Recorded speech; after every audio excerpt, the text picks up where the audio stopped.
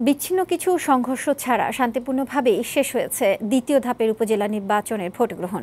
১৫৬টি উপজেলায় ভোট গ্রহণ শেষে চলছে গণনা। দ্বিতীয় ধাপেও ভোট কেন্দ্রে ভোটার উপস্থিতি কম দেখা গেছে। জাল ভোট দেয়া ও অন্যান্য অনিয়মের দায়ে বিভিন্ন স্থানে ১৬ জনকে সাজা দিয়েছে ভ্রাম্যমাণ আদালত।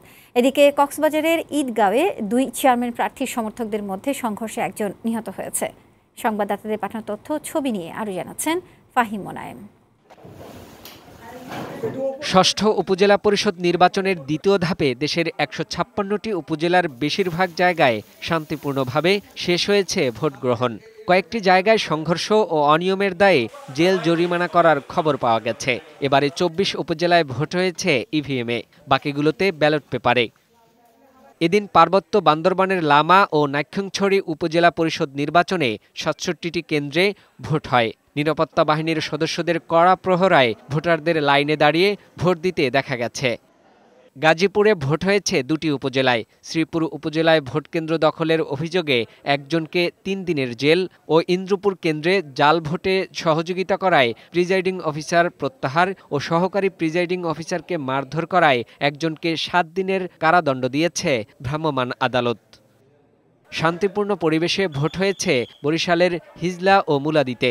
ভোলা সদরে বেলা ১১টার দিকে রতনপুরে ২টি ভোটকেন্দ্রের সামনে ৫টি ককটেল বিস্ফোরণ ঘটে। ভোটারদের দৌড়াদৌড়িতে অন্তত ৫ জন আহত হয়। পটুয়াখালীর বাউফল, গলাচিপা ও দশমিনা উপজেলায় শান্তিপূর্ণ পরিবেশে ভোট হয়েছে। নিজের ভোট নিজে দিতে পারছি, এই জন্য মনে হয় অনেক আনন্দিত। সুন্দর হয়েছে, ভালোভাবে দিতে পারছি।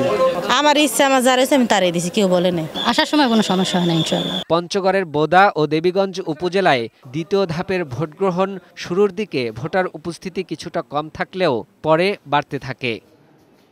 নোয়াখালীর সোনাইমুড়িতে জাল ভোট দেয়ায় এক যুবককে ১০,০০০ টাকা অর্থদণ্ড করেছে ভ্রাম্যমাণ আদালত। এ সময় জাল ভোট দিতে সহযোগিতা করায় ২ সহকারী প্রিজাইডিং অফিসার ও ৪ পোলিং অফিসারকে হাতে নাতে আটক করা হয়। ২ জনকে ৬ মাসের জেল দেওয়া হয়।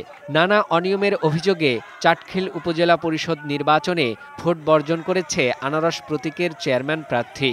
রাজবাড়ীতে ভোটকেন্দ্রে যাওয়ার পথে যুবককে কুপিয়ে জখমের অভিযোগে একজনকে আটক করেছে পুলিশ। রাজশাহীর দুর্গাপুর উপজেলায় হামলা, পাল্টাপাল্টি ধাওয়া ও বিচ্ছিন্ন কিছু ঘটনার মধ্য দিয়ে শেষ হয়েছে ভোট গ্রহণ। এসব ঘটনায় ২ কেন্দ্রে ৯ জন আহত হয়েছে। নাটোরের বাগাতিপাড়ায় ২ পক্ষের সংঘর্ষে ৫ জন আহত ও ২ জনকে আটক করেছে পুলিশ। রংপুরের মিঠাপুকুরে কেন্দ্রে জোরপূর্বক প্রবেশ করে জাল ভোট দেওয়ার অপরাধে ২ জনকে, গাইবান্ধায় ১ জন ও কুড়িগ্রামে ১ জনকে আটক করেছে পুলিশ। আইন শৃঙ্খলা রক্ষাকারী যে লোকজন আছে তাদেরকে ভেতর থেকে জানালে তাদেরকে দৌড়ে ২ জনকে ধরা যায় আর বাকিরা দৌড়ে পালিয়ে যায়। হবিগঞ্জের বাহুবলে জাল ভোটের সময় একজনকে ১ বছর জেল দিয়েছে ভ্রাম্যমাণ আদালত। কুমিল্লা সদর দক্ষিণ উপজেলা নির্বাচনে ভাটপাড়ায় একজনকে আটক ও ৫,০০০ টাকা জরিমানা ও ৩ দিনের জেল দিয়েছে ভ্রাম্যমাণ আদালত।